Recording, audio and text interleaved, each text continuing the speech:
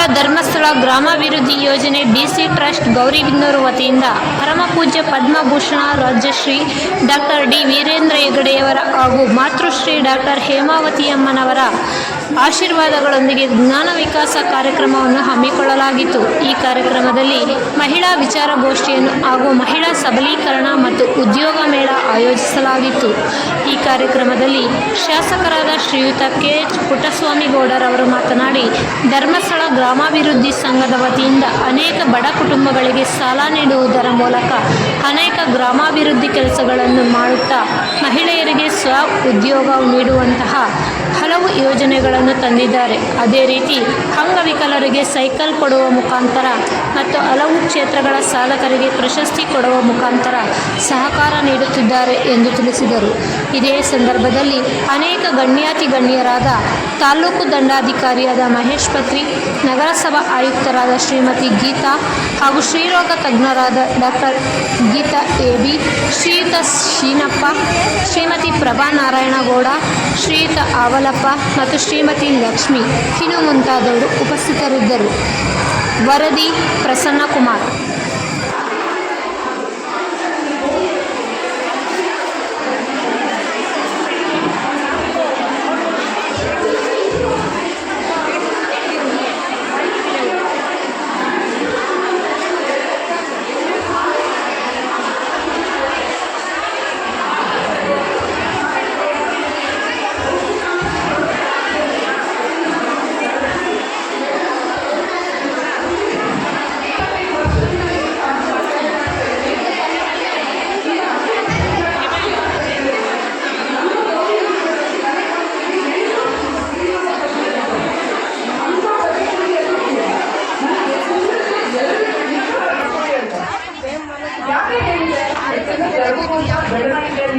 ವರ್ಷಕ್ಕೆ ಮೊದಲನೇ ಮಗು ಮಾಡ್ಕೊಳ್ಳಿ ಅಂತ ಹೇಳ್ತೀನಿ.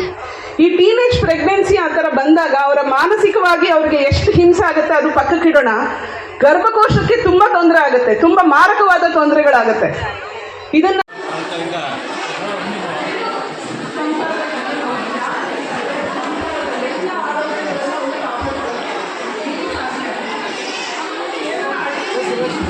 ಆರಾಮ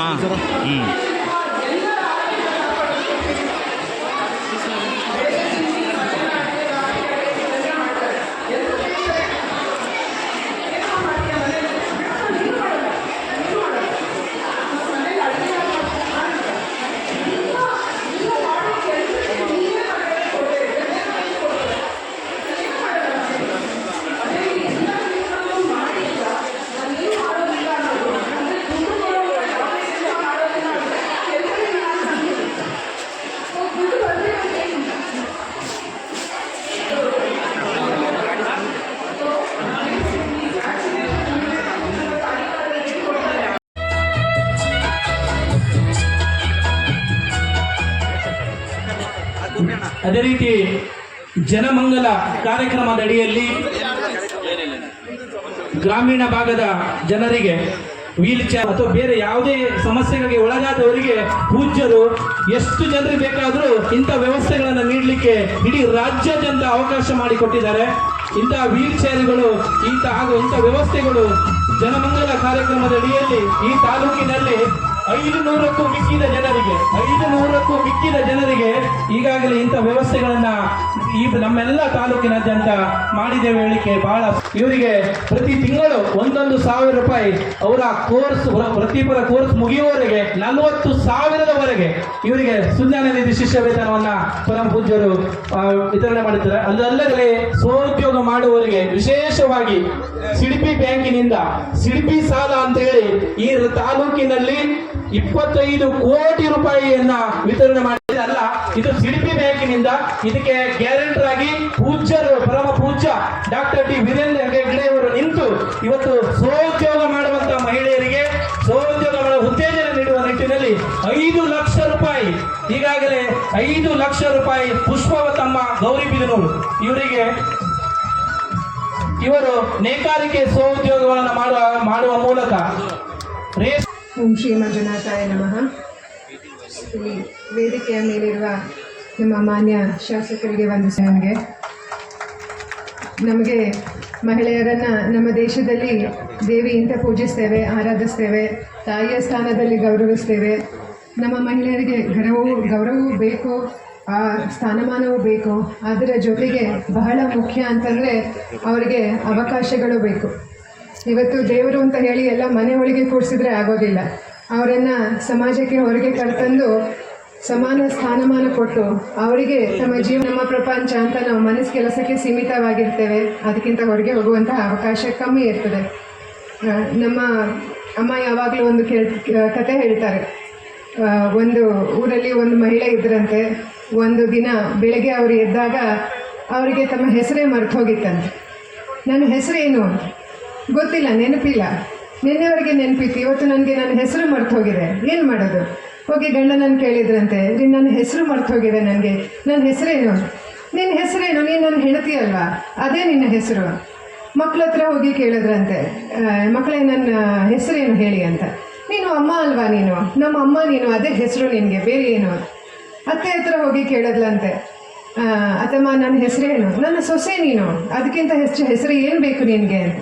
ಹೀಗೆ ಬೆಳಗಿಂದ ಸಂಜೆವರೆಗೆ ಚಿಂತೆ ಮಾಡಿದ್ಲು, ಮನೆಯವ್ರ ಹತ್ರ ಎಲ್ಲ ಕೇಳಿದ್ರು, ಯಾರಿಗೂ ಅವಳ ಹೆಸರು ನೆನಪಿರಲಿಲ್ಲ. ಕೊನೆಗೆ ಸಂಜೆ ಆಗ್ತಾ ಇದ್ದ ಹಾಗೆ ಮನೆಯಿಂದ ಹೊರಗೆ ಬಂದ್ಲಂತೆ. ಪಕ್ಕದ ಮನೆಯವಳು ಕೇಳಿದ್ಲಂತೆ, ಏನ್ರಿ ಕಮಲಕ್ಕ, ಎಲ್ಲ ಕೆಲಸ ಆಯ್ತಾ ಅಂತ. ಓ, ನನ್ನ ಹೆಸರು ಕಮಲ ಅಂತ ನೆನಪಾಯ್ತಂತೆ. ಯಾಕೆ ಈ ಕತೆ ಹೇಳ್ತಾರೆ ಅಂತಂದರೆ, ಮನೆಯೊಳಗಿದ್ದಾಗ ನಮ್ಮ ಮನೆಯಲ್ಲಿ ಕೆಲಸ ಮಾಡುವಂಥ ಒಂದು ಮಹಿಳೆಯರ ಗುಂಪಿದೆ. ಒಂದು 20 ಜನ ಮಹಿಳೆಯರು ಕೆಲಸ ಮಾಡ್ತಾರೆ. ನಾನು ಚಿಕ್ಕವಳಿದ್ದಾಗ ಒಬ್ಬರು ಮಹಿಳೆ ಇದ್ದರು. ದಿನವೆಲ್ಲ ಕೆಲಸ ಮಾಡಿ ರಾತ್ರಿ ಮನೆಗೆ ಹೋಗ್ತಿದ್ದ ಹಾಗೆ ಯಥಾ ಪ್ರಕಾರ ಗಂಡ ಬಂದು ಹೊಡಿತಾ ಇದ್ರು ಚೆನ್ನಾಗಿ. ಇವ್ರಿಗೆ ಯಾವಾಗ ಹೊಡೆತ ತಡಿಲಿಕ್ಕೆ ಆಗ್ತಿರ್ಲಿಲ್ಲವೋ ನಮ್ಮ ಮನೆಗೆ ಓಡಿ ಬರ್ತಾಯಿದ್ರು. ಬೀಡಿಗೆ ಇಲ್ಲೂ ಬಡಿತಾರೆ, ನಮ್ಮದು ಸಂಪಾದನೆದು ದುಡ್ಡು ನಮ್ಮ ಗಂಡನೂ ಕಿತ್ಕೊಳ್ತಾರೆ. ಹಾಗಾಗಿ ಅದನ್ನು ಹೋಗಿ ದೂರ ಹೇಳುವಂಥ ವಿಷಯ ಏನಿದೆ ಇವಳಿಗೆ ಅಂತ. ಇದೆಲ್ಲ ನೋಡಿ ಈ ಜ್ಞಾನ ವಿಕಾಸ ಕಾರ್ಯಕ್ರಮವನ್ನು ಆವಾಗ ರೂಪಿಸಿದರು. ಮೊದಲು ನಮ್ಮ ಗ್ರಾಮೀಣಾಭಿವೃದ್ಧಿ ಶುರುವಾದಾಗಲೂ ಕೂಡ ಅದು ಎಫೆಕ್ಟಿವ್ ಆಗಿ ಕಾರ್ಯಕ್ರಮಗಳು ನಡೀತವೆ. ಅದನ್ನು ಮುಂದುವರಿಸ್ಕೊಳ್ಳೋಲ್ಲಿ ಅತ್ಯಂತ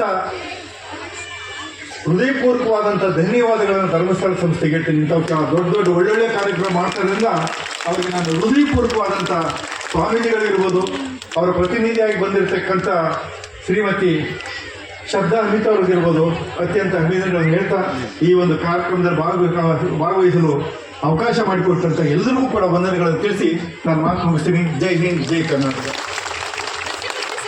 ಪ್ರಪಂಚ ಬೆಳಗಲು ಸೂರ್ಯ ಬೇಕು, ಬದುಕು ಬೆಳಗಲು ಪುಸ್ತಕ ಬೇಕು, ಗ್ರಾಮ ಬೆಳಗಲು ಸಂಘಟನೆ ಬೇಕು. ಮಹಿಳಾ ಸಬಲೀಕರಣಕ್ಕಾಗಿ ಜ್ಞಾನ ವಿಕಾಸ ಕಾರ್ಯಕ್ರಮದಿಂದ ಸುಲಭ ಸಾಧ್ಯ ಎನ್ನುವ ಮಾತಿನೊಂದಿಗೆ ಆಶಿಸಿರುವ ಶ್ರೀಯುತ KH ಪುಟ್ಟಸ್ವಾಮಿ ಗೌಡರು, ಶಾಸಕರು ಗೌರಿಬಿದನೂರು ವಿಧಾನಸಭಾ ಕ್ಷೇತ್ರ, ಇವರಿಗೆ ಅಭಿನಂದನೆಗಳು. ಕಾರ್ಯಕ್ರಮವನ್ನು ಮುಂದುವರಿಸುತ್ತಾ ಧರ್ಮಸ್ಥಳ ಗ್ರಾಮಾಭಿವೃದ್ಧಿ ಯೋಜನೆಯಲ್ಲಿ 10 ಹಲವಾರು ಕಾರ್ಯಕ್ರಮಗಳನ್ನು ಪೂಜ್ಯರು ಗ್ರಾಮೀಣ ಭಾಗದ ಅರ್ಹ ಫಲಾನುಭವಿಗಳಿಗೆ ನೀಡುತ್ತಿರುವುದು ನಾವೆಲ್ಲರೂ ನೋಡ್ತಾ ಬಂದಿದ್ದೇವೆ. ಸಮುದಾಯ ಅಭಿವೃದ್ಧಿ ಕಾರ್ಯಕ್ರಮದ ಮಂಜೂರಾತಿ ಪತ್ರವನ್ನು ವೇದಿಕೆ ಮೇಲೆ ಆಸೀನರಿರುವ ಶಾಸಕರು ಇದನ್ನು ವಿತರಿಸಿಕೊಡಬೇಕಾಗಿ ಕೇಳಿಕೊಡ್ತೀವಿ.